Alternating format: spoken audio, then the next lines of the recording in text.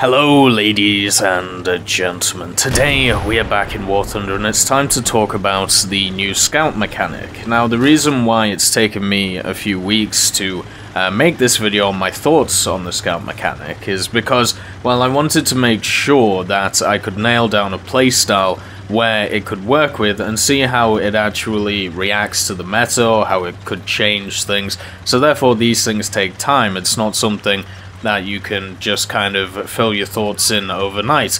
There are a few aircraft and tanks where it's very obvious when you're doing a review on them how they're going to fit in the game. Are they going to be meta? Are they going to be interesting? And then you've got to iron out the little details. But with a whole new mechanic which affects a whole set or classification of vehicle, generally it's going to take a bit more time to iron out those thoughts. And I think now, after playing a lot of the new French light tanks, also playing a bunch of the American light tanks around rank 4, I think I've got a pretty good idea of where I stand on it. So, one of the big issues before update 1.75 was the fact that the light tanks genre felt very much like a vehicle you would use to either rush a point and cap it and then J out and get it an aircraft, or it would be a backup tank that you could have if you didn't want to use AA and you still wanted something that would cost a little bit less. That was pretty much what it was. And the rushing the base cap one actually got taken over by people using AA because it was they could still do it in AA, and AA was also cheaper. So even in that role, the light tank got beaten out by a machine which was just more efficient at it. At the same time, the other role is not a very nice role as well, because it is a role where you could easily fill it with a medium tank or another heavy, depending on how well you're doing, or even once again an AA. This basically meant that the light tank didn't really have a role in War Thunder, at least in realistic battles, and also arcade because of the marker system. But we're mainly going to talk about realistic battles here.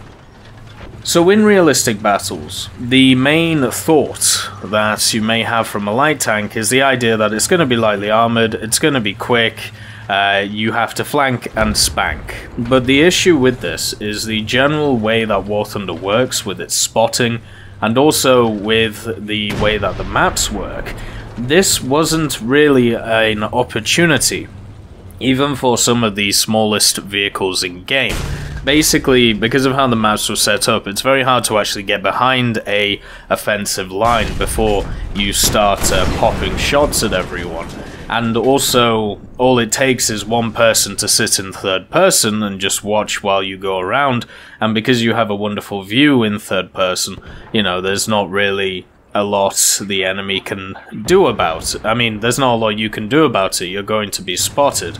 And also, because of the desired paths on specific maps, whether it be roads, whether it be specific ways through hills or through buildings, it is very easy to work out if somebody is trying to get around you, because there is only a specific few places they can go, such as, let's take Berlin for example. So if you want to flank around the enemy on Berlin or try and get behind their lines, the only real way you can do it is if you decide that you are going to go through the outer extremities on the left side of the map, and that's really about it.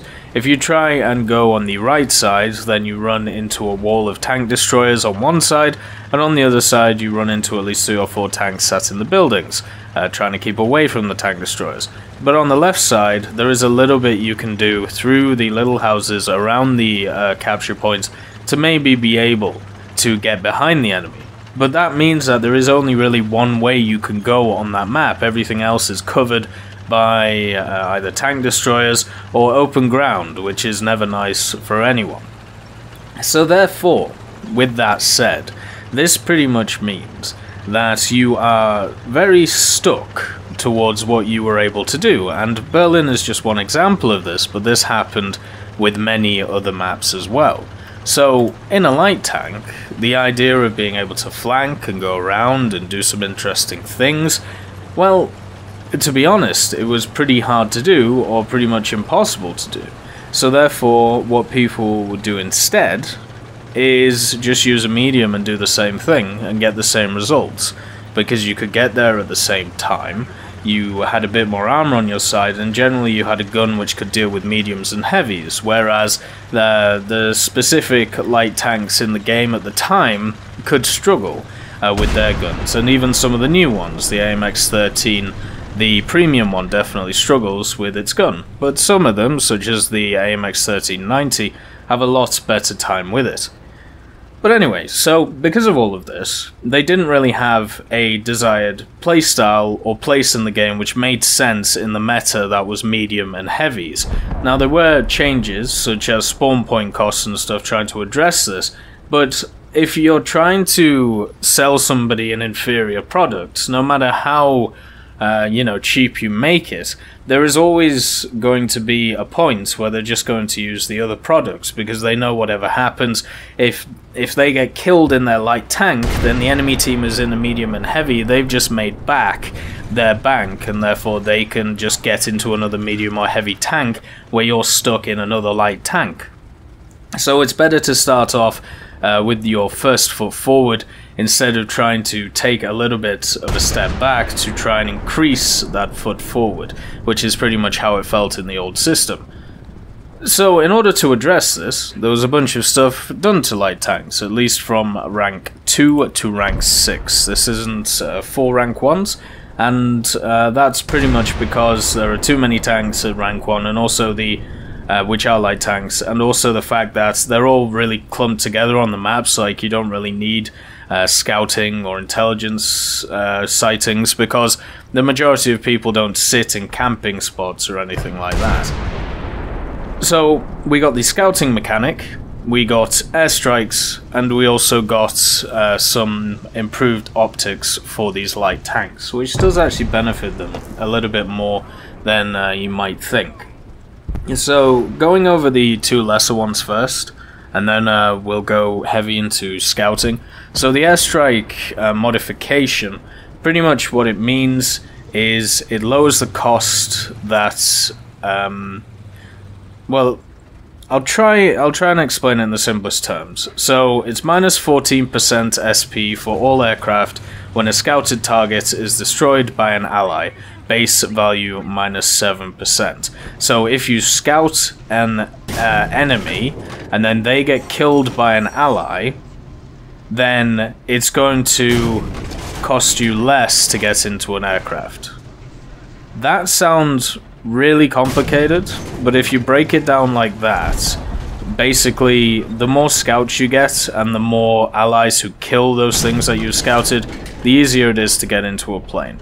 That's pretty much what the airstrike modification is. So it's trying to address the fact that instead of just charging a cap point and getting into an aircraft that way, there is another way of getting into an aircraft where you can play a bit more relaxed. The improved optics is as simple as it says. It just gives you a straight buff to your cruise visual range. This can actually help out on some of the larger maps, since, I mean, they added in visual ranges a long time ago.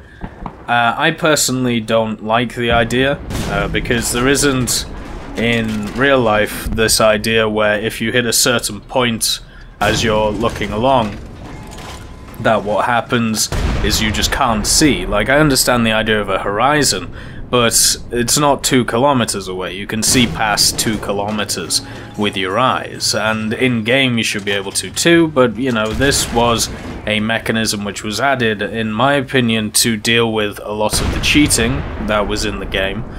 Pretty much, you know, people being able to aim lock on other tanks from across the map and then just wait until they got into a range where you could actually see them, and then you would shoot them. Now, you actually have to have line of sight and all this for tanks to be available, or at least they need to be in your sphere of influence or cone of influence.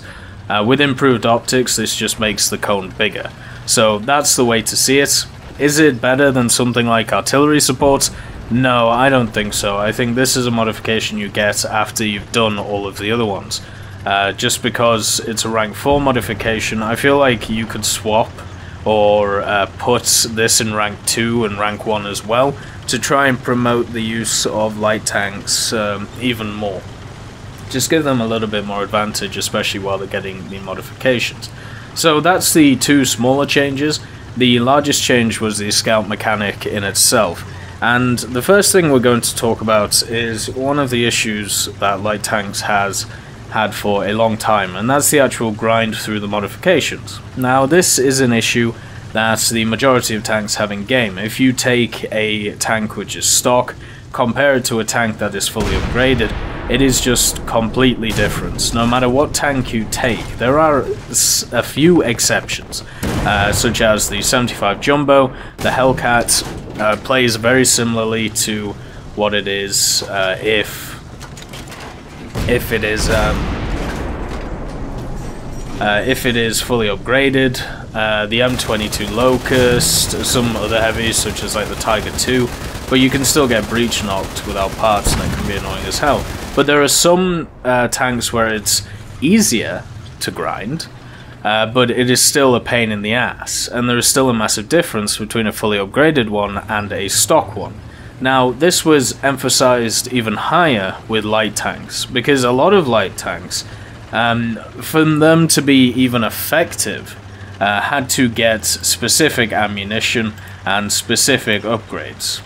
When your main assets as a tank are speed and maneuverability, and you don't have the speed and maneuverability modifications, such as engine, transmission, filters, and so forth, then what you end up with is a vehicle which is just slower than the majority of mediums and heavies. If you want an example of this, go and look at the Bulldog. The Bulldog, when it's left to its own devices, if you don't have the upgrades on the engine and the transmission, is an incredibly slow machine compared to what you may think it should be. And once you get the upgrades, it is good enough. It is slightly quicker than a Pershing or something like a T25, but it's still not crazy quick. So therefore, in order to actually even get to the point where you're supposed to be useful, you have to get the upgrades in order for that to work. At the same time, a lot of the light tanks did also require ammunition upgrades. So if we look for the M41A1, when I grounded out, it was at a higher BR, so basically you were just facing Tiger 2Hs all day. You got the AP shell, which has 180 millimeter of pen. That won't go through the front of a Tiger 2H anywhere. You may get lucky if you shoot it on the flat spot where the gunner is, but yeah, it's not a good shot. You have to upgrade it to get to the point where you get the APDS shell, which has 232 millimeters of penetration, which is a rank 3 modification, so you have to get through all of the rank 1 and rank 2 stuff before you can even start getting that modification. This meant that the grind for the M41A1 was just painful, and it was one of the things that put me off playing it in the Japanese tree, because it basically meant that I had to go through that horrible grind again. Now, because they've lowered the BR, because they've made its stock grind a little bit less, bad by reducing the amount it requires from the engine and transmission upgrades, it's still not great, but at least it's still nicer. Another example is, of course, the T92. If any of you have used the T92 with its APCR round, you know how useless it is. You can pen the side of tanks and it just won't do anything. You can also, black ammo in that wonderful way and not blow it up. You can kill a gunner 5 times over and over again, very similar to the British APDS, but even worse. So you have to try and get the upgraded Sabre to actually be useful, and then the Heat FS with 200mm of penetration is kind of useful, but you're still looking for that penetration, so you have to use APDS. Another vehicle which, when it has no upgrades, is very slow and has no real gun capabilities at the BR of 6.7 that it sits at. And these are all light tanks. Now, with the addition of French tanks, we got a bunch of light vehicles where their guns were good enough at the BR that they sat. You can maybe say the AMC-35 with its 2.0 gun is not very good, but it's still good enough at 2.0 with 67mm of penetration. The AMX-13 FL11, the AMX-13, the AMX-1390 are all machines where their guns are useful. And then the other two, the AMX-13 SSL11 and the HOT, well, the main thing isn't the gun itself, it's the maneuverability and also the additional HOT ATGMs and also the SS11 ATGMs. But anyway, so with those, at least you have a decent gun which can penetrate the majority of stuff which you fight. But in every other nation, when it came to their light tanks, this just wasn't really a feeling. So what you ended up with was a worse medium tank which was harder to grind. So with the new scout mechanic that we have, this has made the grind just simply easier, because you don't have to take people on head-on fights, and since you don't have parts in FPE when you are stock, then you can just sit behind a hill, scout a target. When an allied shoots at it, you get some RP and SL, and you can do it through that. So you could play like 10 battles without even firing a shot, and be able to, you know, be able to research modifications, and then you can get to the point where you feel comfortable engaging targets once you have those modifications, and you can still use the scouting mechanic as a secondary, but your primary is to actually kill other tanks. So that's the scouting mechanic in itself makes that a hell of a lot easier when it comes to it, the actual stock grind. It just means that you don't have to go out and try and take people on head-on fights. You can try and stay in the back or go forward, try and scout some people, be a bit more passive and still get the modification research. Now with that said, one of the things I'd like to see improved about the scouting mechanic is the fact that you don't get a ton of modification research for it, or just research in general. So the TLDR of the whole thing is the mechanic itself is good, but the rewards are not great. I think the rewards need to be better, and I think this is because assists are generally not seen as very... The assists in general need to give more RP and silver lines, in my opinion. And because the scouting is counted as assists, you basically get what the assists get, which isn't a lot of RP. So I had a game in the AMX-13, it was on the Maginot Line map. I ended up getting 16 scouts, which includes scouting an enemy, an ally hitting the enemy, and also an ally killing the enemy. So 16 scouts, meaning that totaled, after allies killing the enemies and doing, you know, whatever they did to them, damaging the enemies, that ended up in 5,387 lions, which is not a lot for 16 scouts. If you count that as hits, then that's not a lot. Remember, I'm running premium as well at this point. At the same time, it was a victory, and I only got around 2,000 RP. And I got 4 assists, so that pretty much means 4 successful scouts. I didn't fire my gun once. I went into the battle with 36 rounds of ammunition. I came out of it with 36 rounds of ammunition. I was completely stock in the AMX-13. I didn't take one battle. All I did was scout enemies. So 4 assists and 2,000 RP, which doesn't even get me half of a part modification on the AMX-13. I also got 52% activity because I was near the front line, but I wasn't actually firing or taking fights. So if you ever want to do challenges with activity, then you can't use this scouting mechanic. So as you can see there by the numbers I have just laid out, it's not incredibly profitable to do scouting right now, and maybe because of that people are seeing it as much more of a secondary role to a primary role, which is the medium and heavy tank, or even in a light tank going out and brawling, because I can get 2,000 RP from a base capture and let's say 2 kills, and I don't have to be passive. I can be as aggressive as I want, which is a lot easier to play instead of trying to play a bit more tactically. So with that said, with all of those numbers I laid out, I hope that they give a boost to the amounts that you get for assists, just across the board. It doesn't just have to be for light tanks. I think in general, assists should give you more RP. On top of this, one of the things which is annoying after doing the challenges recently, such as the challenges for the vehicles such as the M10 Panther and the AEC armored car, one thing that I notice is that you don't actually get supporting fires from squad mates. So let's say you scout a target and a squad mate kills it, you still only get an assist, you don't get a supporting fire.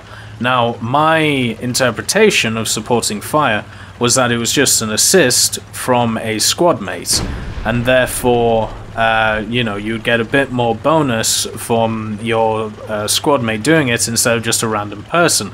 So therefore, it would promote being able to, it would promote team play, or squad play I should say, over team play, so therefore promote communication and working well together. But unfortunately that doesn't seem to be the case. You actually have to shoot someone and hit them in order to get the supporting fire. Now, in order to promote the mechanic a little bit more and to see more light tanks around, I would like to see supporting fires be added into this, just because it makes sense to me.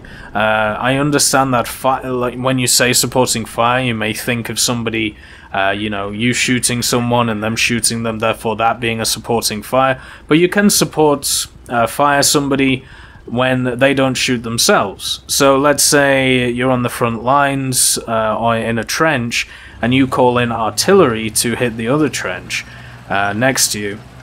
That is technically supporting fire without you firing a shot. And I feel like that could be added to the scouting mechanic because of this logic. So hopefully in the future we do see something like that.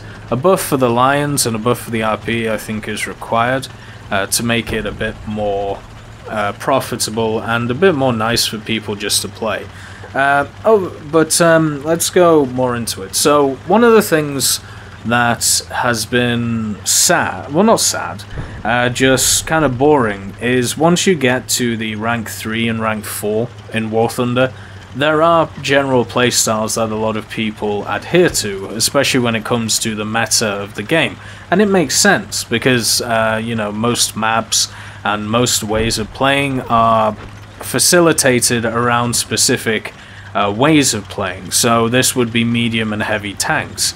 Heavy tanks, specific heavy tanks such as Jumbos, Tiger 2s, T-34s, IS-6s, they all have a specific playstyle which is very similar to each other and therefore quite easy to use and easy to jump through. Medium tanks are the counter to heavy tanks, and therefore light tanks are supposed to be the counter to medium tanks, but it doesn't really work like that. So therefore, with that said, one of the nice things about the scouting mechanic is it does shake up the meta a little bit. I have definitely seen more light tanks around, and also I've seen a lot of people just spotting around the map and trying to help out their team. And anything that would shake up the meta, which is the medium tank, heavy tank brawl to see who comes out at the end of it in a big bloody mess, I like. I like the fact that we have a little bit more tactical play involved instead of just whoever wins the first battle in the first 2 minutes, whoever's able to push through to the spawn. Because generally that gets boring after a while, and after playing tanks for at least 2 years at this point, and playing the same way over and over again, yes, it is nice to have something shake it up. Now, does this mean that the majority of maps are suited for scouting? No, not really. Any city map, it's very hard to scout on, just because you have pretty defined paths that people go down, and there aren't many places where you can hide, scout, and then just run away from, because people are generally lined up at looking at ends of streets, so if you pop out the end of the street to scout and then pop back in, they're going to shoot you. So yeah, city maps don't really work too well, but maps where I've seen it work well, stuff like Maginot Line, the new Middle East map, places like Sinai, anywhere where there's open space and little divots that you can sit behind. So Maginot Line's a perfect example. In the center of the map, there are collections of houses, and around these collection of houses, there are little rolling hills, or little divots, if you want to call them that, of land. And this basically means that you can sit your light tank behind it, and then use the binoculars to look over to be able to scout enemies. Now they can't shoot you, you can't shoot them, but you can scout them, and they don't know where you are.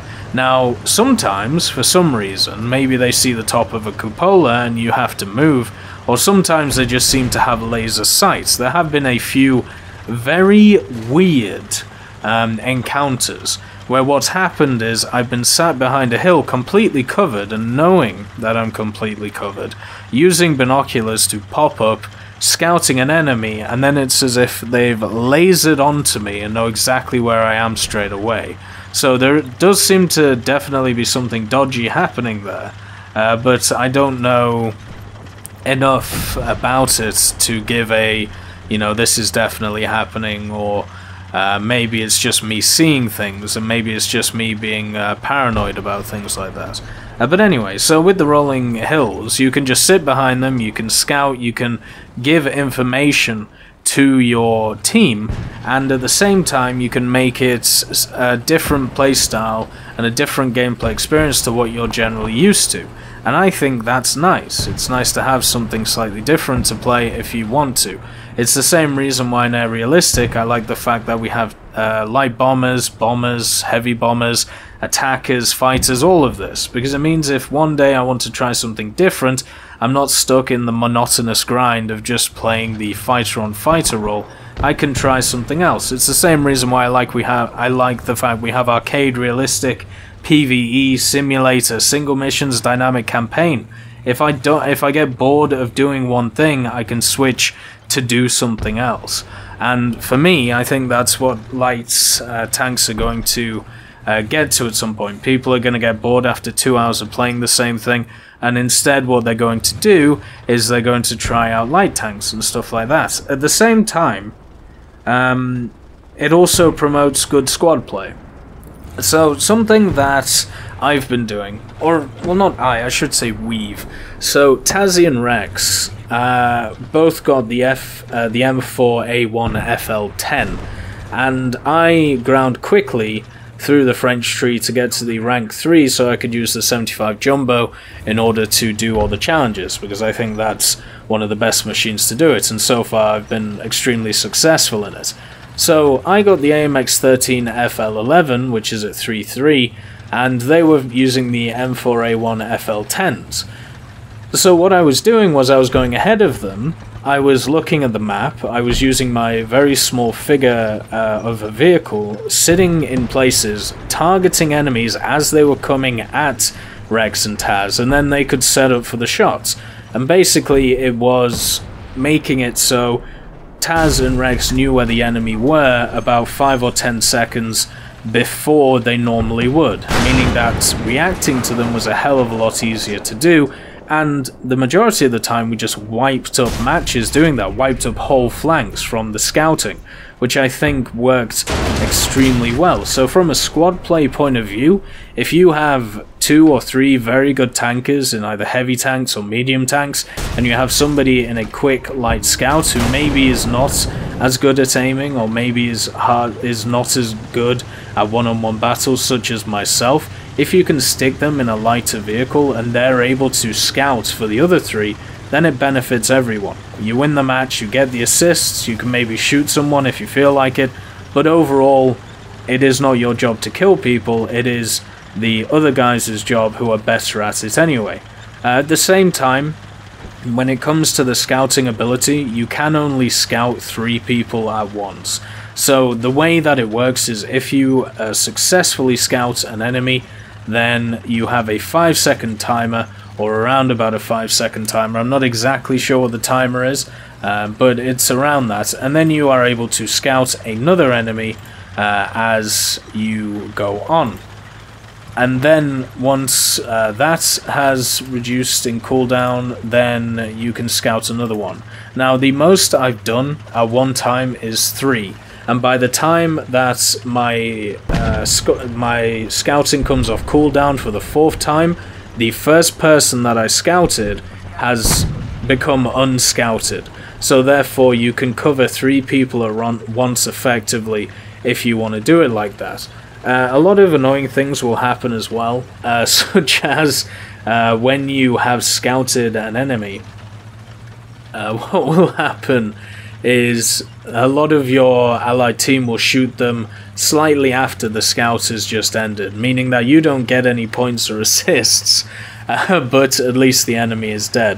What I would like to see, just to improve that a little, I understand that you can't have somebody scouted for a massive period of time. It would definitely be a little bit overpowered, so therefore keep them scouted the same amount of time, you know, according to what you see on the tactical map and everything like that, but leave the amount of time that it takes to get an assist for the light tank, make that a little bit longer instead of just having it so you're sat at a point where, you know, somebody has not been scouted for 2 seconds, but they were scouted for like 30 seconds beforehand, and that was the reason why they got killed, but because they were 2 seconds late on the shot, you don't get that assist. It would be nice if they extended that period of, you know, damaged because of scouting or killed because of scouting to an extra like 30 seconds or something. Because you can't expect everyone to react in half a minute, especially in a realistic game like War Thunder, where it does take people time to set up and go after enemies. So that would be something I would change to try and help that out, so it isn't as annoying.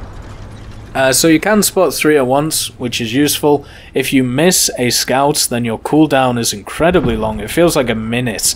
And I understand why they've done that. I think that's a good idea, because it promotes actual, you know, I don't know what the word is. I want to say goodness, but goodness is not the word. It basically promotes, a lot of people would say elitism, I suppose, but it promotes good play, I think would be a better way of saying it. It promotes good play in the best way possible. It promotes it so if you do well, then obviously you get rewarded, and if you don't do well, then you don't get rewarded. That is pretty much how it is, and I think that's completely fine. I think that should be how it is. So having that long of a cooldown is completely fine to me. Now, on top of that, with regards to scouting in general, just having a different way of playing is just so refreshing to the game. And being able to modify tanks without having to take on one-on-one battles is just so refreshing. And yes, I understand that you do need a bit of patience while you're playing it. Yes, I understand that it is different to what a lot of people would be used to, but in my opinion, that's completely fine. We need new mechanics in the game, we need new different things, we need new interesting things, and this is definitely one of those things. So it's nice, it is nice to see. Hopefully in the future we get more class specific stuff. I thought with light tanks it may have been an idea to take away artillery from medium tanks and just give it to light tanks as the boost, but instead we got the scouting system. I think the scouting system is better. For the tank destroyers, you could give them increased view range while stationary, or maybe improved camouflage, or I can't remember what they call it. Let's see. They call it visibility. So, visibility rating. So the M10 has a visibility of 86%. If it's stationary, why not drop that by like 30%, something like that. Make it like that so they can't be seen at really long ranges. And with heavy tanks, maybe you're able to get crew replenishment when you're not on points, something like that. And then with mediums, I mean, I don't really think they need a lot of help, to be honest.